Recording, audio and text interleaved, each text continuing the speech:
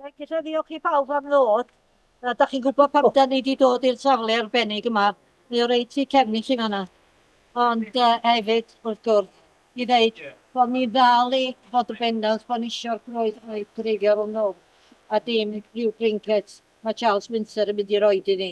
I hwnna ddim digon da. Da ni eisiau'r groes dinced, da ni eisiau'r groes naid yn ôl, da ni eisiau'n glad yn ôl, a da ni eisiau'n adnodda yn ôl.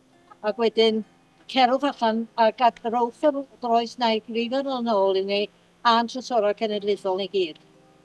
Oce? Mae Gethin a Gruffydd a oedd y weithgar iawn yn yr 60au a'r peth diddorol mae'r mwyaf o bobl ddim yn gwybod oedd pan oedd Charles Windsor yn cael i seremoni yn fan hyn ar dydd i arwisgo yn union am 3 o'r gloch yn y pnawn.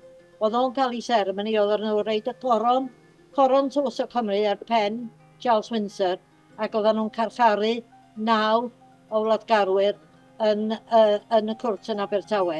Ac oedd Gethin yn un o'r pobl yny. Dwi'n siŵr beth Gethin yn gallu dweud i chi bach mwy ffych i'w roi. Okay, Gethin? Okay. I'm going to keep this short so I get out here and get out of breath.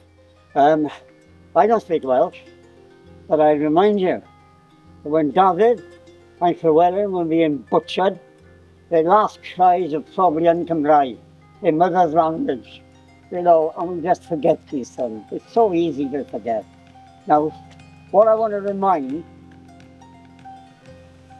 is, I'm not saying much protesting about this coronation, I'm here about them pinching the royal treasures of Wales, not least the Croesnau, which they swear, which Edward used to walk into Westminster with. And what is Charles doing? Walking into Westminster with the so-called Cross of Wales, you know, tricking us again with this nonsense. So nobody of our leaders has yet demanded the Croesnau back and other national treasures they've got. And throughout the world, ex-colonial countries are taking back their treasures. Nobody in Wales bothers, and there's a pile of them, you know, to be taken back. Nobody's bothering. But it's the Croesnau is the most important, because that was around Llywelyn's neck when he was dying in Ogof Llywelyn in Aberedw. And thankfully, he gave it to his priest, because he knew he was going to be killed. And he gave it to his priest, and his priest brought it back to Gwynedd, and they put it in a new rectory. Well, the same rectory, because when Llywelyn went to war, he put the true cross, piece of wood, around his neck. Now, unfortunately, when Edward conquered Wales, wait for it, David was found with David on Abergwyngregin on Berry Mawr. He was there hiding with his family in a cave, his 2 sons and his daughter, and his bodyguard. The other bodyguards had been sent to Bangor to make some arrangement that his family would be let free. They came back leading English soldiers. But David had a bodyguard with a son. They fought to the end and got killed, defending David and the family. We don't know this. It's all forgotten still. And the priest who takes the Croesnau to Edward, guess what his reward was? A coloured coat and a grant for Oxford University. This is incredible. We don't stop, you know, this is where it starts. But what we're going to do, and it's very symbolic, get this Croesnau back and the rest of the royal treasures. You know, they belong to us, we must have them. Now, one interesting fact, Edward kept the royal treasures in the Tower of London. And it was broken into, they said, by a gang of thieves. Stole the royal treasure. And the English got most of them back.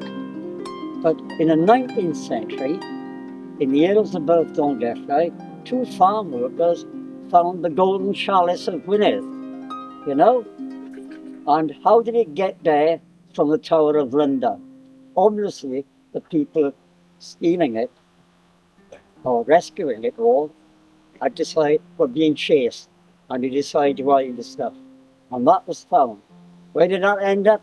At another English church. Not kept for Wales, at another English church. I've always meant to breathless. But I mean, all this is unbelievable. And then we come to rewriting history from the beginning. Our Eisteddfod was given to us by the English. And why? Because in 1536, when we annexed it, they banned Welsh customs and Welsh laws. And Welsh customs naturally meant the Welsh language as well. So then all of a sudden, in the 1580s, Elizabeth says, we'll give you an Eisteddfod in Caernarfon, run by the Mostyn family, on one condition. You get rid of the glerwy. And the glerwy are your street performers, you know, and where they want to get rid of them, because they're singing popular songs about Glyndŵr and Catholic songs. So at the same time, you've got Roland Lee and an army of mercenaries coming into Wales and boasting how he's having 500 outlaws, Welsh outlaws. What do you mean 500 Welsh outlaws?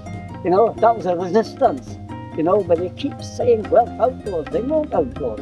They were a resistance movement. And it took them a long time to kill that spirit of fighting back, but it showed we did fight back and we weren't going to take it all sitting down.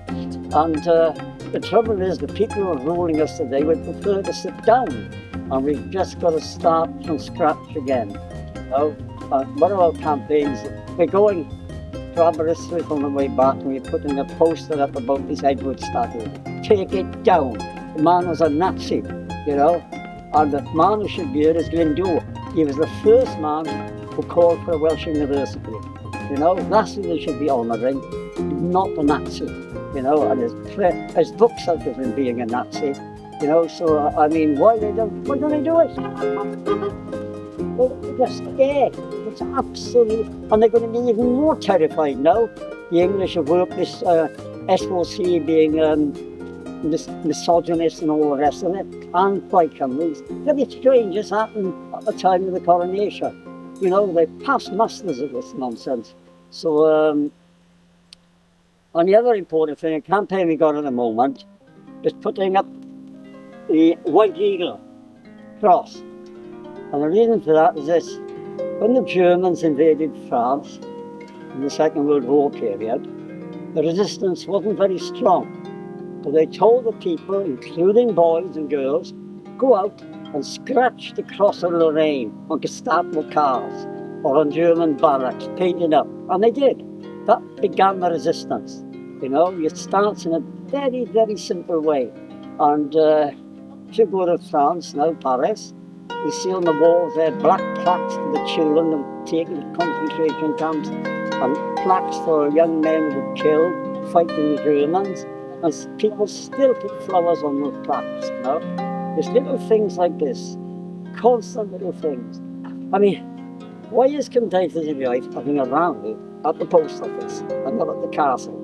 They just don't want to remind people that they too might be against this castle and Edward nonsense. And the leadership of Cymdeithas Uniaith just want to play safe. And we've got to stop playing safe. And I got to stop that before I start croaking. Okay. Diolch.